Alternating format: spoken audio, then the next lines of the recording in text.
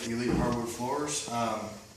I've been kind of trying out some other floor finishes the last few days, just due to availability of the one I like to use, which is DuraSeal, being kind of hard to get. But I've not really had a whole lot of luck with the other ones. I mean, they work, but they just don't look anywhere near as good. They're a lot harder to deal with as far as I've seen.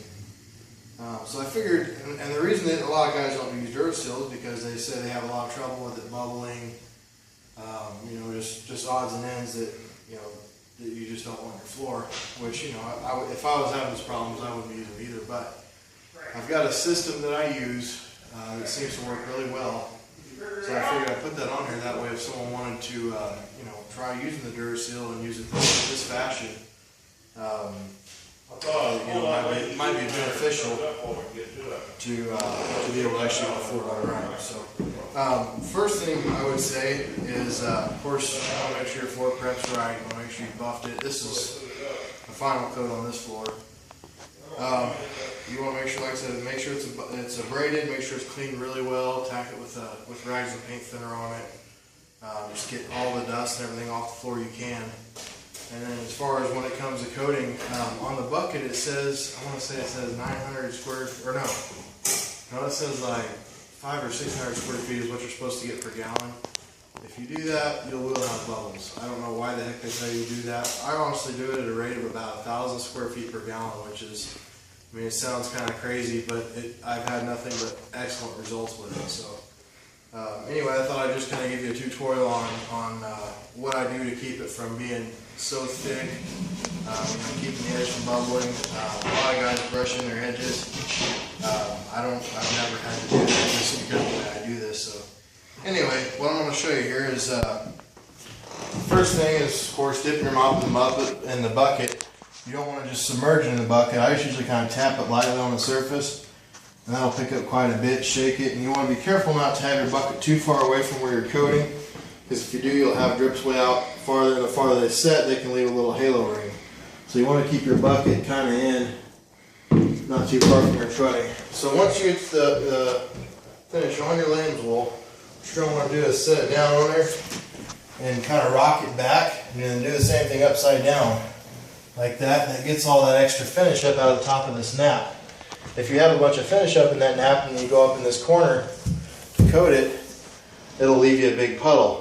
So if you get all that finish out of the nap, then you're able to go ahead and coat it. And on your first pass with this, I usually try to just make sure you get the whole thing coated good, that there's no dry spots. And then once you get that, take your applicator, start on one side, pull it. I usually kind of 45 it back, or not really 45, angle it back a little bit.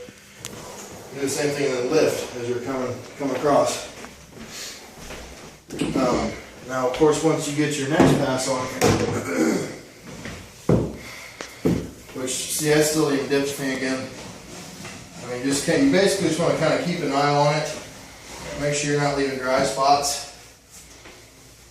So then what you do, once you're actually away from the wall a little bit, is you'll set it kind of halfway back into your last pass, and then take it like that again, just kind of drag it lightly across there, maybe with light pressure.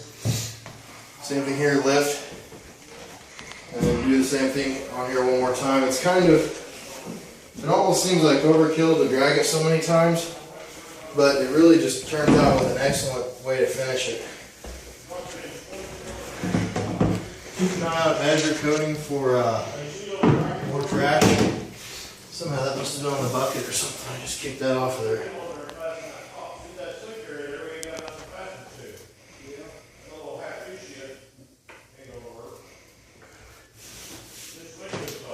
A lot of times I'll take it and throw it like in an unfinished bathroom or some other room that's close when you're trying to applicate. Okay, so back to there, put the finish across there. Still haven't dipped it again yet, it still slides pretty freely. And that's the other thing I noticed about this finish versus the like the Poloplas. The Poloplas look pretty good, but it smells terrible and it's really thick feeling. It feels like more like putting honey on. This is almost like wiping motor oil on the floor is what it feels like when you're coating it. Which is, trust me, a whole heck of a lot easier to do. Now I can feel it's kind of getting, when you'll feel it kind of have some grab when you're pushing. And it'll kind of turn loose when it starts drying out. So then go ahead and tap again. You always want to make sure you don't have a whole bunch of it on there, especially if you're coming up, feathering out. Because if you have a bunch on there, what will happen is it'll throw drips, and then you'll have drips in your finish. And that's not good either.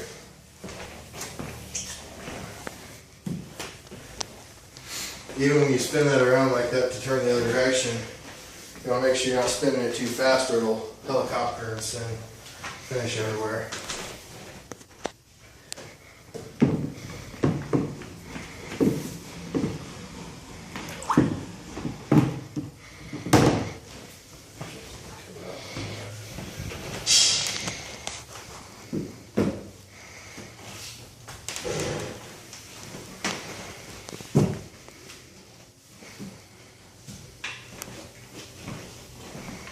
Just keep an eye out, especially up against your edges, because that's where the most bubbles tend to be. Make sure that when you're coating it, that it's you know, not leaving a puddle up against the outside edge.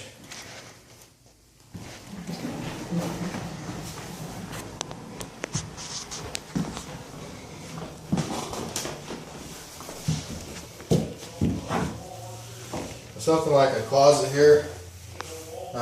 This finish actually lays down good enough. You don't have to go with the grain. Generally it's advised that you do. But really, especially for this closet, I'm really not going to worry about too much. Like I said, I know this finish is going to lay down good anyways. I've seen my own coat floors entirely sideways and they still look good. Just because this DuraSeal is so, I don't know what you would say would be the best way to describe it, but it doesn't dry fast and it lays down really well.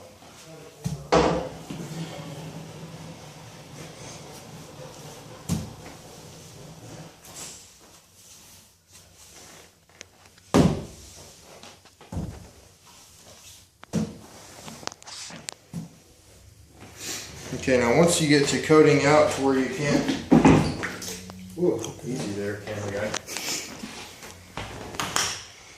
Once you get to where you can't, you know, walk alongside of it, which here I'll probably still go do one more.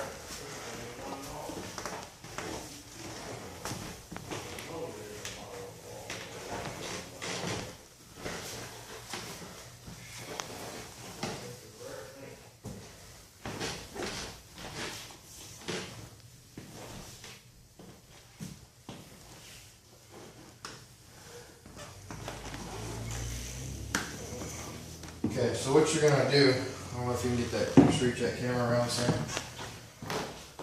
I'll usually take a patch about 3 feet or so and get it up to there and pull it off of the wall for your first one.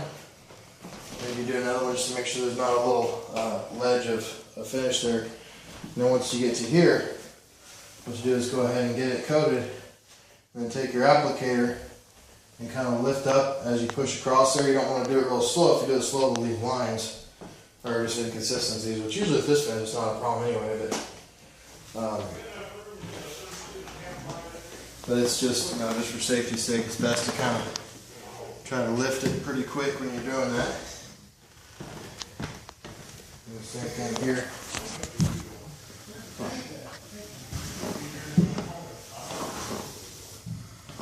Get it coated.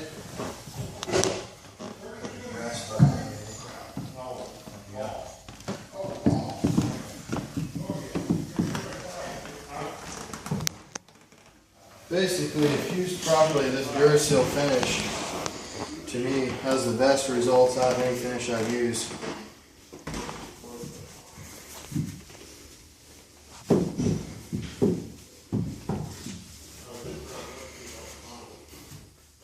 Basically what I'm doing here is just, I was getting it all, make sure there's no dry spots, and then just working out your finish edge on it. So,